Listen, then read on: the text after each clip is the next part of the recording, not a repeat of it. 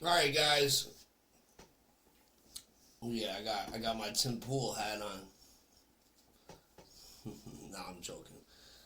I was just cleaning up. I'm about to put this in a drawer so I know I have it because this is in my room. But yeah, I'm doing laundry, cleaning up.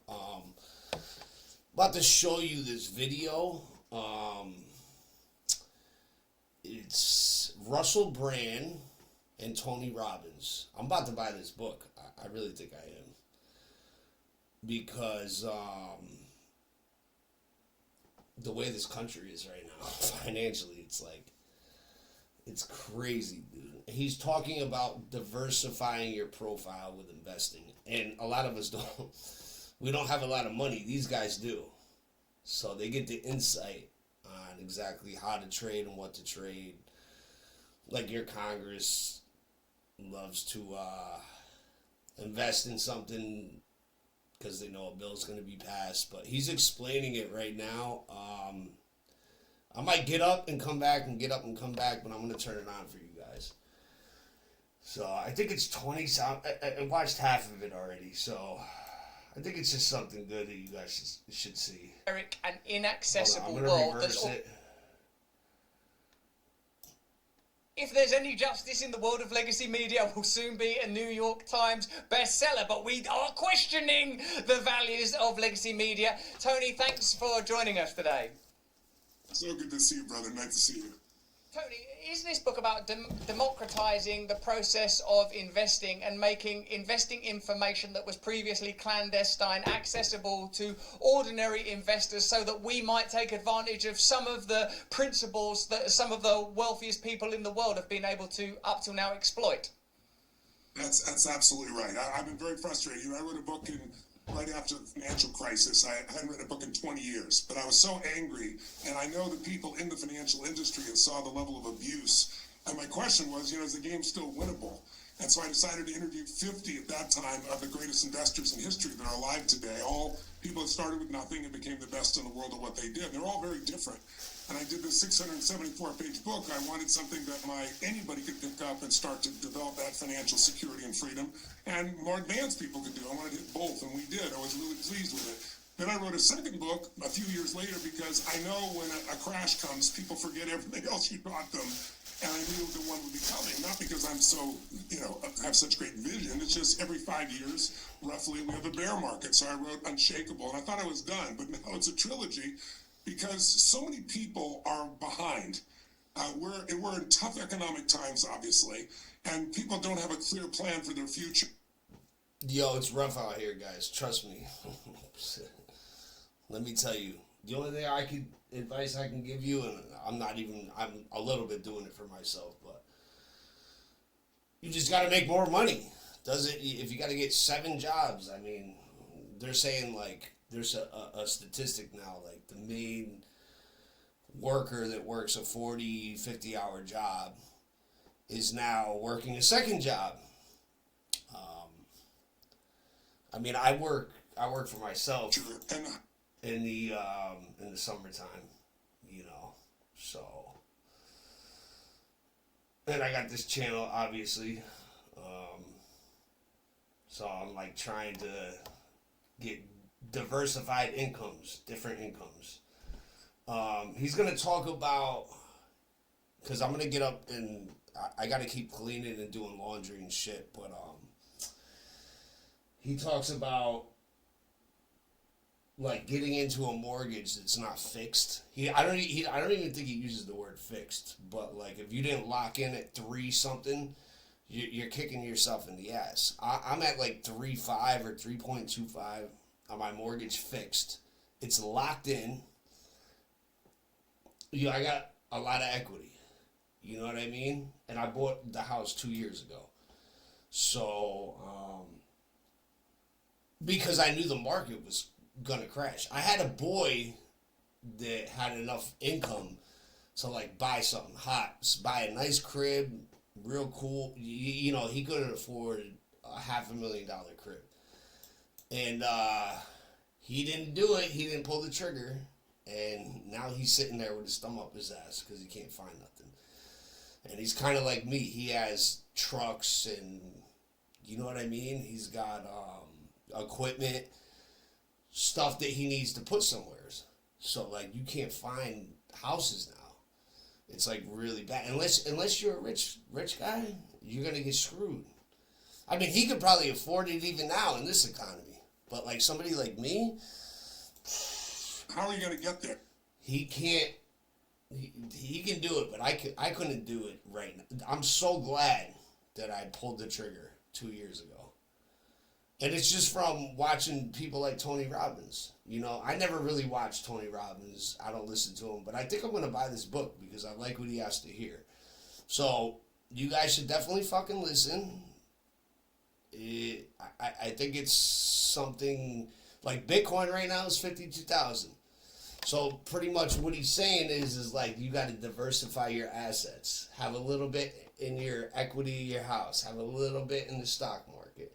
Have a little bit in Bitcoin. Have a little bit in the 401k. You know, even though the 401k, oh my God. I don't even look at my shit. And I'm always taking money from it and paying crazy taxes to your crappy government because I'm desperate and I need money. You know what I mean? I've done it twice so far, and I have 2 of them. But yeah. Anyways, listen to this guy. I'll keep my mouth shut. I got halfway through it, and I figured I'd throw up a quick video. Yeah, I think I'm gonna buy this book and read it, or at least get an audio version of it, because I get what he's saying. Well, the only way to get there is save more money and invest it or get bigger returns. Well, bigger returns usually takes bigger risks. Bigger risks can lead to you not having anything or a lot less than you need. And so I was working with Ray Dalio, one of the greatest investors in history, become a good friend over the last decade. And I asked him one day, out of all the things you taught me, he's got so many principles. This is the man who manages $170 billion in assets for countries, for pension funds. I said, what's the single most important investment principle you could give me?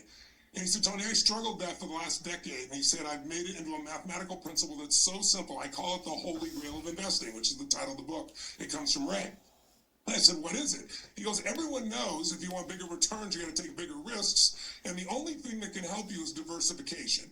Everybody knows diversification. He said, but what they failed to teach you that I figured out is if you can find 8 to 12 investments that are non-correlated. Now, for your audience, I'm sure many of them know, but in case they don't, when things are correlated, it means they tend to move in the same direction. If they move up, they both move up. If they move down, they both go down. If they're not correlated, they go in opposite directions. So stocks and bonds typically would go in opposite directions. People have their bonds, so if stocks go down, their bonds kind of save them. The only problem is in 2022 and 2008, both of them went down. And so without going through the technical analysis, he figured out this formula. Well, it sounds good, but it's hard to find these uncorrelated investments when you're just looking at stocks and bonds around the world. And there's a lot fewer stocks today and a lot more correlated around the world. And so I started looking around and trying to find the answers. And I was at a JP Morgan conference where they do it once a year. It's an alternative investment conference. You have to be a billionaire to attend. I was a speaker, so I got to go. And Ray was right before me, and he spoke. And all these billionaires are not taking notes the whole time. Somebody asked him a similar question. He said this formula, and every head in the room went and wrote it down. So I was like, okay, how do I crack this code? Well, the only way you can do it is by getting involved with alternative investments. And this is the problem. The greatest returns in the world have been kept away from the average public. In America and around the world, especially if you do business in America, people can invest in companies here. You have a limitation. You have to be a certain type of investor. You have to have $1 million net worth as a minimum, not counting your house. And you have to make $200,000 or $300,000 a year. Well, a lot of people inherited their money. They're not sophisticated. Listen, everybody's broke. Even a lot of rich people are losing all their wealth, and they're dumb as hell. They don't realize it. They're just pissing it away. So there's going to be a big wealth transfer soon. The problem is, if you don't got a little bit of cash to put up, you're going to be fucked. So if you got little amounts of cash, you really got to start studying this stuff. You know, like my house was one of those. I had nothing. I had nothing. So I'm like, all right, if I invest in this house, I know it's gonna the actual location, the property, everything, it's gonna go flying. So worst case scenario, I could walk away with a decent check, but where am I gonna go? So I'll let him go. I'll let him go. Here you go. Or they built a business. They don't know about investing. And so Congress now finally agreed with me because this is so unfair. And the House passed a law that says you can now take a test. You study, take a test, and then you can tap into these. Now, what does that mean? Let me just give it to you real quick.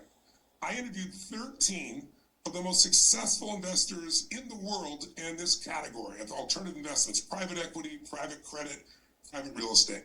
And these are people that manage $20 to $100 billion funds. And this is what's crazy. They're trying to. I think what he's talking about, and I think this has a little bit to do with it, but all right, say you guys need a car or a truck.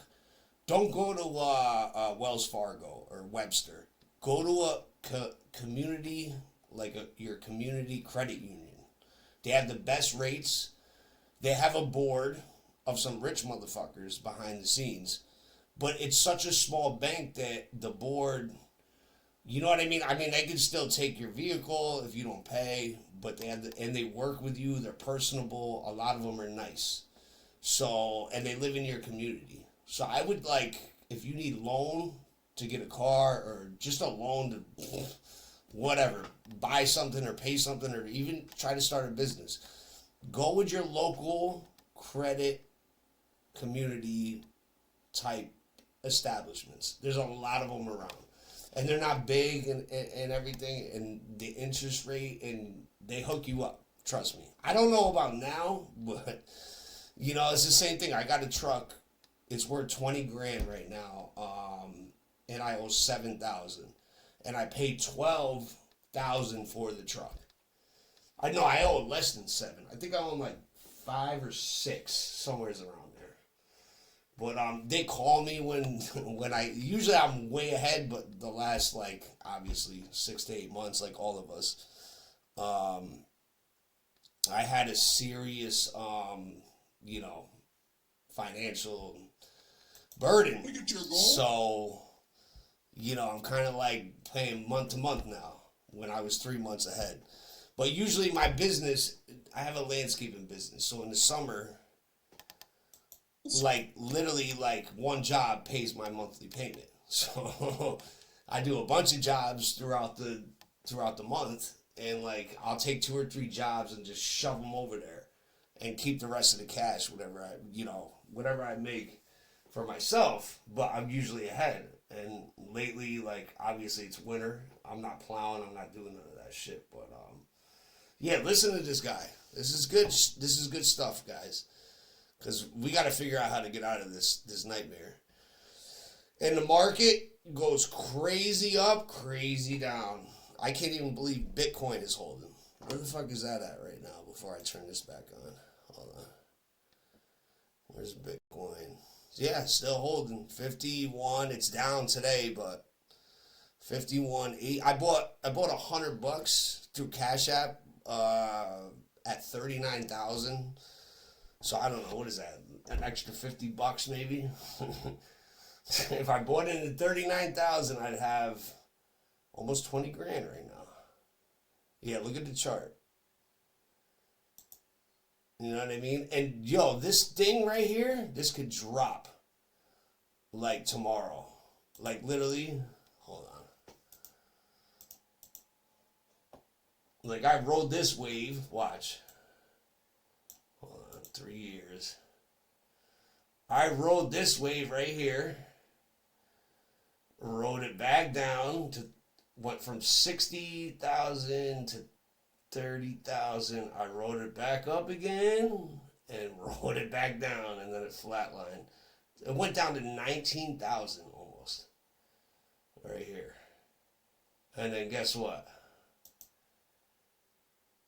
You see the chart? 1 year. Let's go 3 months. 3 months? Oh, that's all it's showing. Year to date. How about that? I don't like that one. 1 month. There you go. Riding up. I don't know. What the fuck do I know? Just letting you know. Anyways, continue on. These guys are getting 20 to 30% compounded returns every year for decades. Now, the average person think that's impossible. And the reason is for decades, that money has gone to big pension funds, to the big banking institutions, and to the ultra wealthy. And so now that it could be a way for people to legally start to invest, even if they're not in that category, the second problem you've got is getting in. And since I have a good name and brand and know a lot of people, I've been able to get little pieces of some of these funds. But what happened was I was lamenting one day to a dear friend of mine who's worked with Paul Tudor Jones, a really brilliant financial guy. And I was saying, I get these little pieces. It's like, trying to get into the right club. And, if you don't know the right people, even if you got the money, you're on the other side of the velvet rope. You're not getting in. And I said, I've got little pieces, but it's frustrating. And he said, Tony, I'm going to tell you what I do with most of my money. And this is a really brilliant guy, so I'm leaning in. And I said, well, what do you do? He goes, there's this firm in Houston, Texas. And I said, not London, not New York, not Singapore, Houston. He goes, yes, they're outside the bubble. Instead of trying to fight to get a little piece of one of these funds, he said they've spent billions of dollars and they've bought into the funds, and you can buy a piece of the actual corporations. Now, I'll shut up after this because I've done a long rant on this, but here's what I want you to understand. If you look at the Forbes 400, the richest people in the world, and I asked you, Russell, what industry do you think is the most billionaires? What would you say? Probably tech. That's what I thought too. It's not tech. What would you be your second guess? Energy. Energy would be a great guess. It's not. Third, I'd say is real. But it's actually financial services, and it's not hedge funds because they go up and down. It's private equity. And the reason, Russell, is they tie your money up for 5 years, some of them 10 years, and people agree to it. And they get 2% on your money, whether they make you money or not, and 20% of your upside. And the only reason people do that, of course, is because they're getting returns that are ridiculous. Like, here's an example. If most people in their 401k in the U.S. or in other countries, they'll invest, let's say, in the S&P 500, a famous index. It's the top 500 companies in the New York Stock Exchange. For the last 35 years, that's brought a return of 9.2%. Well, why does that matter? It means you double your money every 8 years, doing nothing, which is pretty cool. But if you put your money not with these people, not the people that I interviewed for this book, who are the 20 and 30 percenters, average private equity has been 14.2%. I'm throwing a lot of numbers, but that means you're making 50% more per year compounded. So if you put $100,000 out of like your 401k or whatever years ago in the S&P 500 and forgot about it, it's worth $2.6 million today. It's pretty amazing. But if you took the same $100,000 and put it in private equity, it's worth $13.9 million. So that's what's now available for people. And instead of paying these big fees of 2 and 20, you can actually be a partner in all of the things they own and get the 2 and 20 yourself. That's why I'm so passionate about this. And then also we're giving all the rights to this book, all the profits to this book is Feeding America.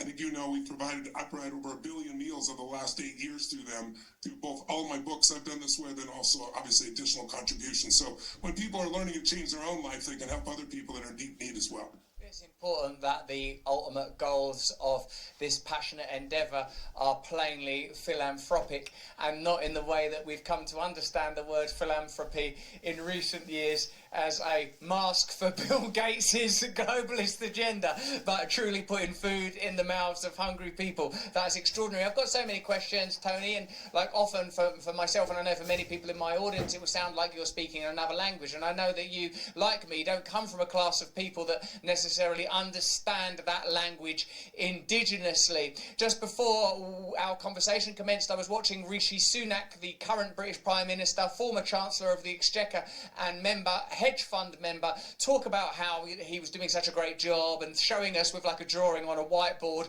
why people aren't poor and suffering and why inflation is going down, which seems to be at odds with many people's visceral experience, as many of the costs of living appear to be increasing. And it seems important to me that he was part of a hedge fund that invested in Moderna just before the pandemic crisis. I'm not suggesting anything malfeasant, of course, simply the kind of luck that seems to prevail in those those circles. Indeed, the type of luck that Nancy Pelosi and her husband Paul Pelosi have become global masterminds in. It's already sort of commonly understood that if you were to just invest in what Nancy Pelosi invests in, you would be beating some of the world's best hedge funds. But you're saying that now, through democratizing these techniques, we don't have to simply make Nancy Pelosi our spirit guide. We can, for ourselves, invest in a way that will provide us with a great return. One of my questions, Tony, is if you are democratizing these principles and making them accessible to a wide number of people, won't that in itself influence financial outcomes and diversify the number of people and somehow dilute the impact? Or is that a rookie error I'm making? No, it's not a rookie error. It's a good question. No, it's really, first of all, Trudeau did the same thing, by the way. He made those investments right before he enforced those actions. It's just unbelievable. When you look around the world, how lucky people are. Very lucky. Very lucky. But no, the reason is, it's interesting. Part of what the challenge is and why things get overvalued is because for years we've had these artificially low interest rates. And so the only place to put your money was in the stock market, which is risky. But so more and more money chasing the same small number of stocks. So think that's what inflation is. And so we used to have 8,000 stocks, for example, here in New York. Now you got 3,700. And the same number of people going after them and saying, oh, there's no other place to go. Well, now bonds are giving a decent return, so some more money's going there. But to give you perspective, think 3,700 options versus in the U.S. there's 250,000 companies that are over 100 million to 3 billion. 87% of all companies are not public. So what private equity does is they know a category. I'll give you an example. His name, a gentleman named Robert Smith of Vista. He starts with nothing. He's an incredible human being. He's been rated one of the top 50 business minds of this century. Started with nothing, built this $100 billion fund, and I can't tell you the exact number because you have to have his prospectus, but let me just make it clear. It's way more than 20% compounded a year for 26 straight years. So give you a sense, if 5% is going to give you 14 years to double, or 9% is going to take 8 years to double, when you get 20%, it only takes you 3.5 years to double your money. You can really grow something with a very small amount of money with compounding in that area. Now, this guy, he's taken one category, software as a service. And so he knows everything about those kinds of companies. He's been doing it for 26 years. He can take a company, figure out how they should change the company. Do they need new leadership? What kind of technology will do it? How can they cut the costs? He builds the company up and then he sells it to a larger company or takes it public. That's the format. So there's so much more in private equity. It's not going to be diluted. And that's the beauty right now. My hope is it'll get into people's 401ks. It'll be available where people can accelerate their returns, because that's what pension funds and the wealthiest people in the world have done. When people look at where they put their money, the ultra wealthy, on average, the latest report shows they have 46% of their money in private alternatives and private equity, private credit. What up? Only 29%. Yo, let me call you back in. Hold on 1 second. About 20 minutes. I would say, because I'm doing a video right now, like, about this shit, so I'm recording. You feel me? I'm not live. I'm just recording. But yeah, I'll call you back in like 20 minutes. All right, yo, peace.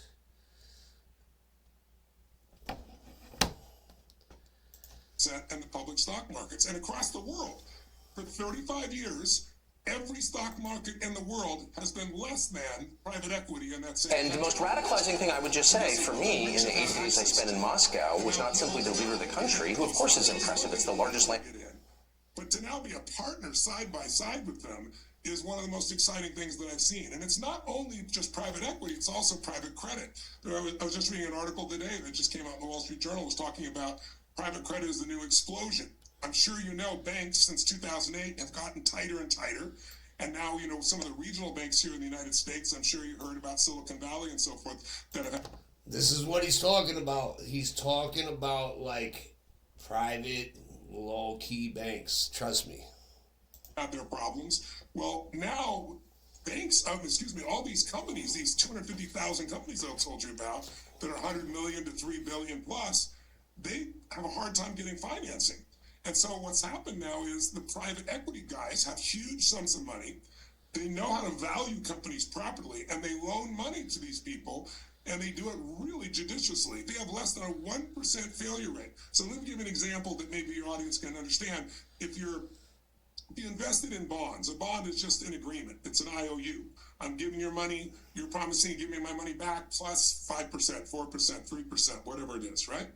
Well, bonds have such low returns that 2 years ago, people were buying junk bonds. They call them high yield bonds, super risky bonds, to simply get a 3.9% return. Well, we were getting 9% in private credit at that time.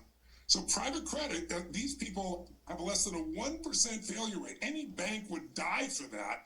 And they're producing returns right now of 11 and 12%. You know, if you have a mortgage and it was locked at 3%, you're happy right now. But did you hear what he just said? If you have a mortgage and you're locked at 3%, you're happy right now. Yeah, I did this shit 2 years ago, bro. And I did it by studying on this beautiful platform called YouTube. Would have never known. My school would never have told me. My college that I dropped out of never told me. But the internet taught me. Listen. You know, with interest rates rising, if you didn't lock it down, you're paying 2.5 or 3 times more money for the same house. Well, that's called a floating rate. Well, the floating rates on on private equity loans or private credit loans, they float. So things that were 5 or 6% are now 10 and 12%, and there's no more risk than there was before. And those are the types of returns people typically get from equity, from investing in the stock market if it goes well. So there's some really interesting opportunities happening there. There's opportunities to actually, believe it or not, to own sports teams, which no one but multi-billionaires could do before.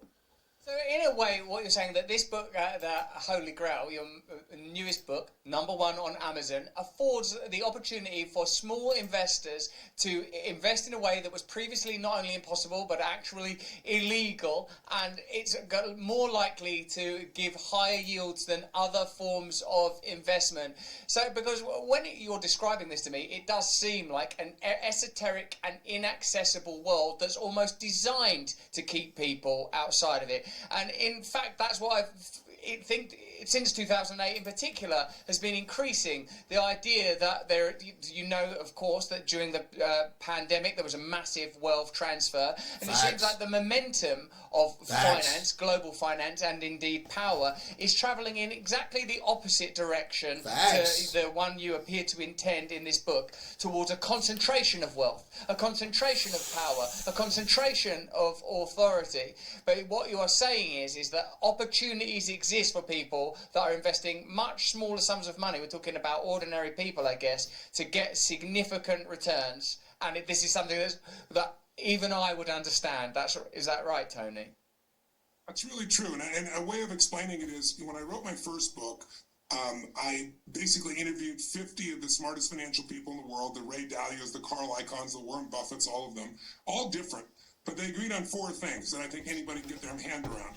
They said, what do they do? Some of them are trying to buy things at the cheapest price when everybody's afraid. Some of them are trying to study and anticipate world markets. They all have different strategies, but they agreed on 4 things. First one's pretty simple. They all focus on not losing money, where the average investor focuses on making money. And you say, well, that's because they're rich. No, it's because they know if they lose 50% on a stock, they have to make 100% to get even. And it's very hard to get 100%. It can take years. So they're really judicious. If you listen to Warren Buffett, he says, here's the rules to investing. Rule 1, don't lose money. Rule 2, see Rule 1. Well, that sounds nice, but how the hell do you do it? Well, the way they do it is the second key. They have what's called asset allocation. It's a big word. It just means if you had $1,000 to invest or $1 million, the most important decision you're going to make is not whether you put it in Apple or whether you buy this piece of real estate. It's going to be your philosophy of investing, meaning how much of that money, what percentage of that $1,000, $1 million, would I put in an environment that is less risky?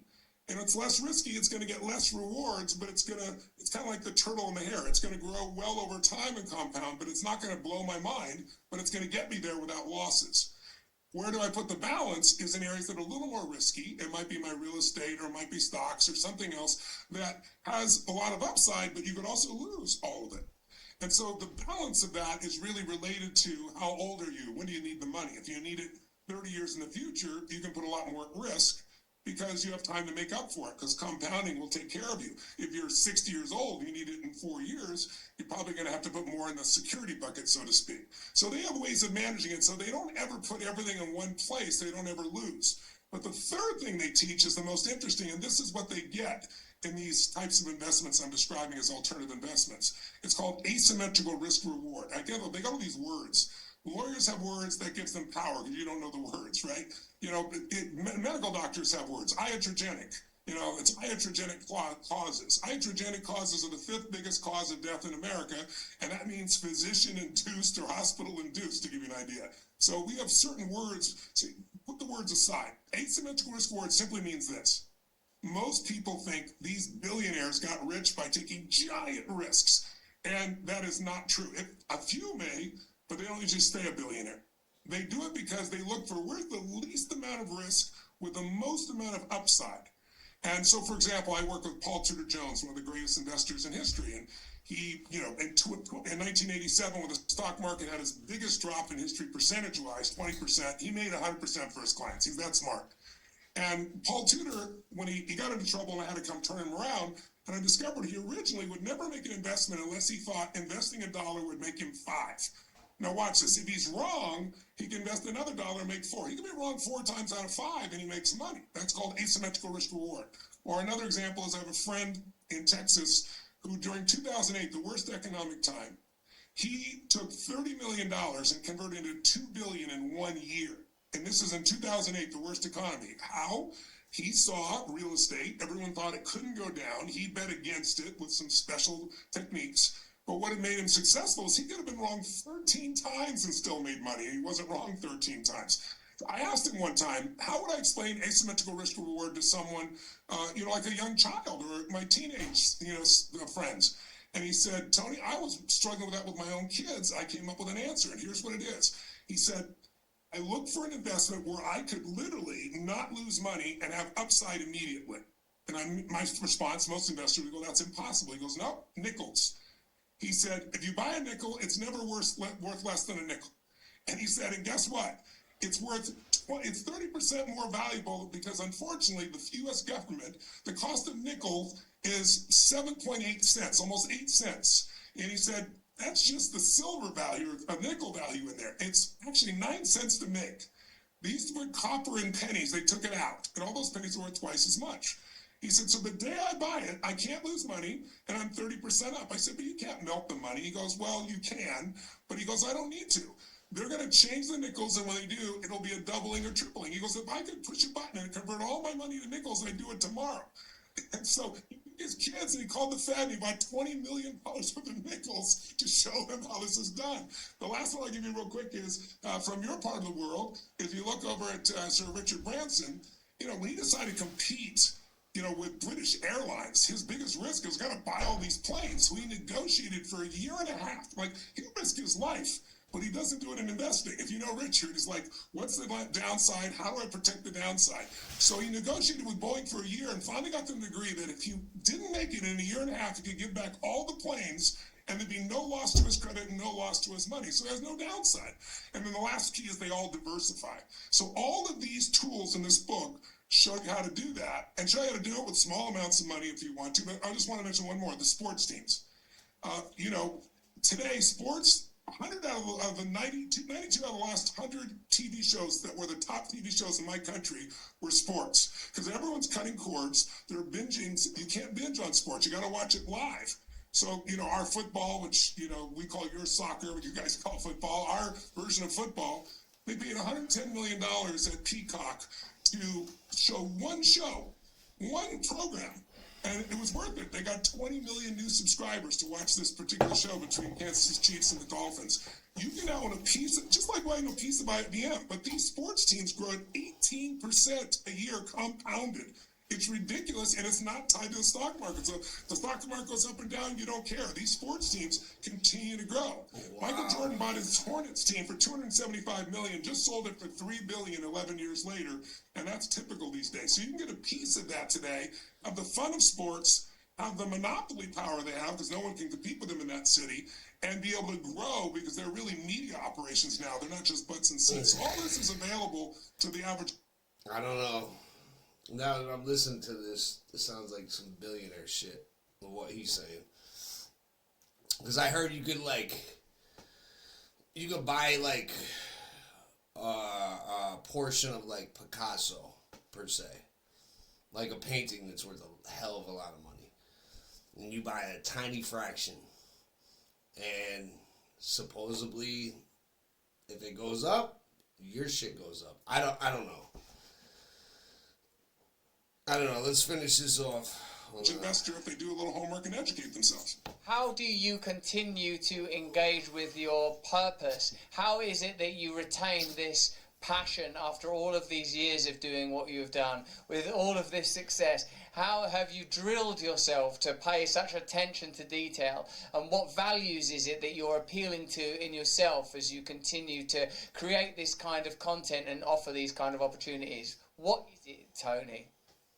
I don't think it's because I'm such a great person. I'd like to believe that, but I suffered so much in my childhood, both financially and emotionally, that I've got to find a way to solve this so my future family does. And now I provide 100 million meals a year, to give you an idea. I had a billion goal to do in 10 years. We've done it in 8 years. I'm now working on 100 billion meal piece. I'm looking for 99 other people to do what I did, 100 million meals a year for 10 years because of the Ukraine war.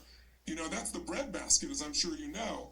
And because the WF doesn't want us to use fertilizer, but 50% of the world's food comes from fertilizer, most from Russia. So the cost has gone through the roof. So normally 80 million people are at threat of starving. This year it's 380 million people.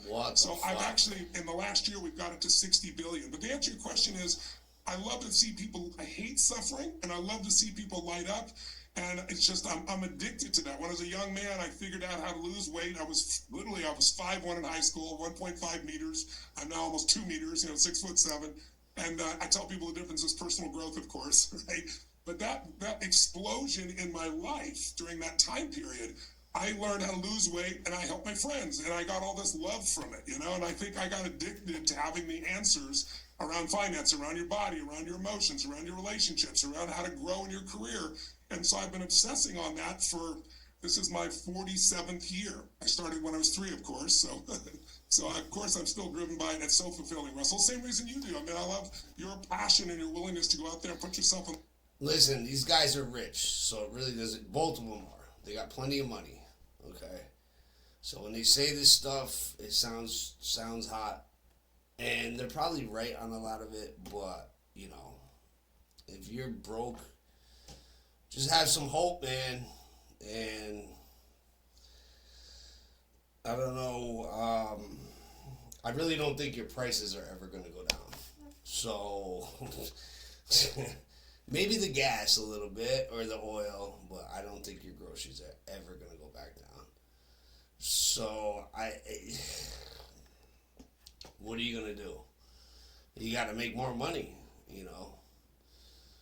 A lot of rich people can talk the bullshit, but they don't care because they're straight. So just get out and get a job, bro. Go call a local landscaper. Tell them if you don't have a job and you live with your parents, if you're young or whatever, call a local landscaper or electrician or a contractor or a mason. Say, hey, listen, I'll carry the bricks. Give me $20 an hour, $15 an hour, 22. I don't know what you guys do, but